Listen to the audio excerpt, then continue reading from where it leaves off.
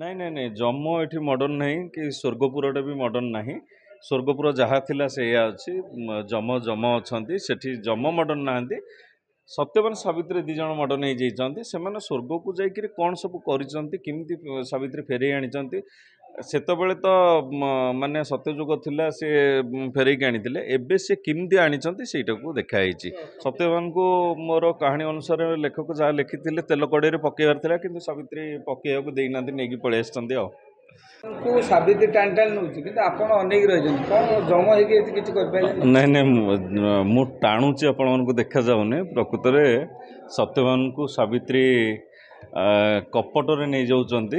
ଏଠି ବି ଜମ ପ୍ରାୟ ଧୋକା ଖାଇଗଲା ଭଳିଆ ପରିସ୍ଥିତି ପହଞ୍ଚି ଯାଇଛି କିନ୍ତୁ ମୁଁ ପଛରୁ ଭିଡ଼ିକି ଧରିଛି ଟାଣୁଛି। ଚଳଚ୍ଚିତ୍ରଟି ସମ୍ପୂର୍ଣ୍ଣ ରୂପେ ହାସ୍ୟରସରେ ଭରପୁର ଅଛି। ଆଶା କରିବି ଚଳଚ୍ଚିତ୍ରଟି ଦେଖିଲା ମାନେ ଆପଣମାନେ ଖୁବ୍ ଏନ୍ଜୟ କରିବେ। ଫୁଲ୍ କମେଡ଼ିରେ ଭର୍ତ୍ତି ହେଇ ରହିଛି। ସେତେବେଳେ ବି ସତ୍ୟବାନଙ୍କୁ କଥା କହି ଏମିତି କରି ଫସେଇଥିଲେ, ଏଠି ବି ଆପଣ ଫସେଇଲେ। ସେତେବେଳେ ପୁରାଣ ଶାସ୍ତ୍ର ଯାହା କୁହେ ଯେ ସାବିତ୍ରୀ ସତ୍ୟବାନଙ୍କୁ ଫସେଇକିରି ନେଇଯାଇଥିଲେ ସତ୍ୟବାନଙ୍କୁ। କିନ୍ତୁ ଏଠି ଆମର ଲେଖକ ପ୍ରିୟବ୍ରତ ପଣ୍ଡା ଟିକେ ଟ୍ୱିଷ୍ଟ ଆଣିଛନ୍ତି ଯେଉଁଟାକି ହାସ୍ୟରସରେ ରହିଛି। ମଜା ଲାଗିବ ଦେଖିବାକୁ। କେମିତି ନେଇଛନ୍ତି ସେଇଟା ମୁଁ ଆପଣଙ୍କୁ ଏବେ କହିବିନି। ଆଉ ଏଇଟା ପୁରା ଓଲଟା ଷ୍ଟୋରି ଅଛି।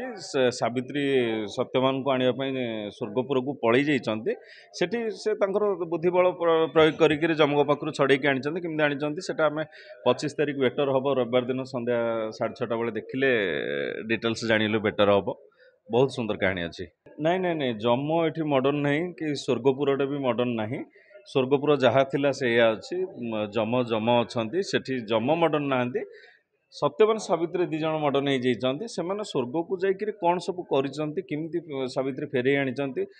ସେତେବେଳେ ତ ମାନେ ସତ୍ୟଯୁଗ ଥିଲା ସେ ଫେରେଇକି ଆଣିଥିଲେ। ଏବେ ସେ କେମିତି ଆଣିଛନ୍ତି ସେଇଟାକୁ ଦେଖା ହେଇଛି। ସତ୍ୟବାନଙ୍କୁ ମୋର କାହାଣୀ ଅନୁସାରେ ଲେଖକ ଯାହା ଲେଖିଥିଲେ ତେଲ କଡ଼େଇରେ ପକେଇବାର ଥିଲା କିନ୍ତୁ ସାବିତ୍ରୀ ପକେଇବାକୁ ଦେଇନାହାନ୍ତି ନେଇକି ପଳେଇ ଆସିଛନ୍ତି ଆଉ।